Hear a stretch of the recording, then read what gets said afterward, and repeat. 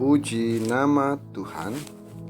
Hari ini kita akan kembali merenungkan kebenaran firman Tuhan yang saya mau beri tema di bawah pohon ridang.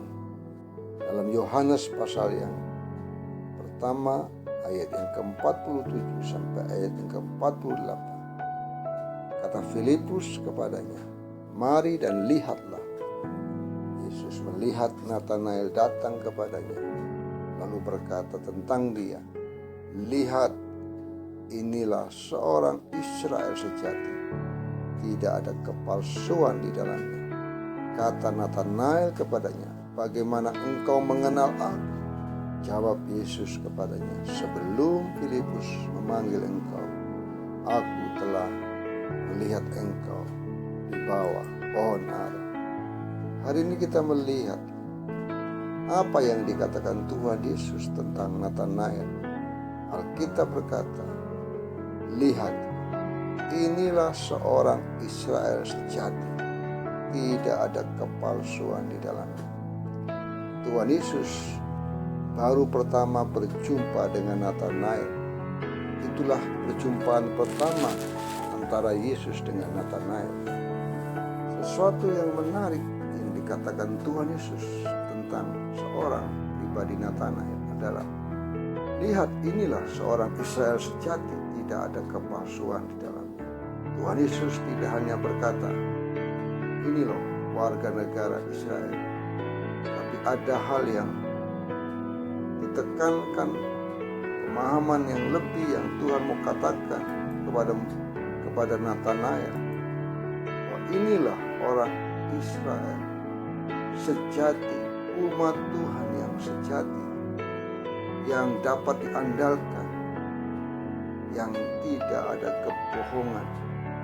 Artinya Tuhan tidak hanya sekedar mengatakan ini warga negara Israel, tetapi inilah seorang yang memiliki identitas, yang dapat diandalkan, yang dapat dipercaya, yang tidak ada kebohongan dan kepalsuan di dalamnya. Ketika kita melihat ayat ini, dasar penilaian Tuhan Yesus ada di ayat 48. Dikatakan, "Sebelum Filipus memanggil engkau, aku telah melihat engkau di bawah pohon ara." Artinya ini merupakan dasar satu-satunya yang Tuhan Yesus pakai untuk menilai Natanael. Ada apa di bawah pohon ara? Ini bukan hanya bicara secara fisik, melainkan ada hal yang ditekankan oleh Tuhan Yesus. Dari ayat ini ternyata yang dilakukan Natanael di bawah pohon ara adalah merupakan hal yang biasa dilakukan oleh orang-orang atau umat Tuhan yang ketika dalam perjalanan dia tidak bisa beribadah di sinagog atau di rumah dengan gedung yang besar, dia melakukannya di bawah pohon ara. Kebiasaan ibadahnya dan kerinduannya untuk berjumpa dengan Tuhan. Artinya Natanael adalah seorang yang memiliki persekutuan yang intim dengan Tuhan. Dia punya pengenalan yang benar akan Tuhan. Hidupnya diubahkan oleh Tuhan sehingga Tuhan menilai Natanael sebagai seorang yang dapat diandalkan, seorang yang dapat dipercaya, yang tidak ada kebohongan dan kepalsuan di dalamnya. Mari umat Tuhan, jadilah umat Tuhan yang dapat diandalkan, umat Tuhan yang sejati, yang tidak ada kepalsuan di dalamnya.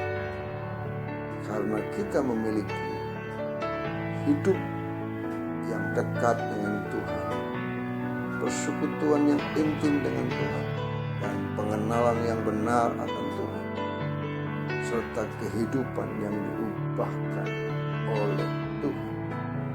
nama Natanael dihubungkan dengan nama Israel, yaitu Yakub yang diubahkan menjadi Israel. Kiranya Tuhan senantiasa melihat kita dan menilai kita sebagai umat Tuhan yang dapat diandalkan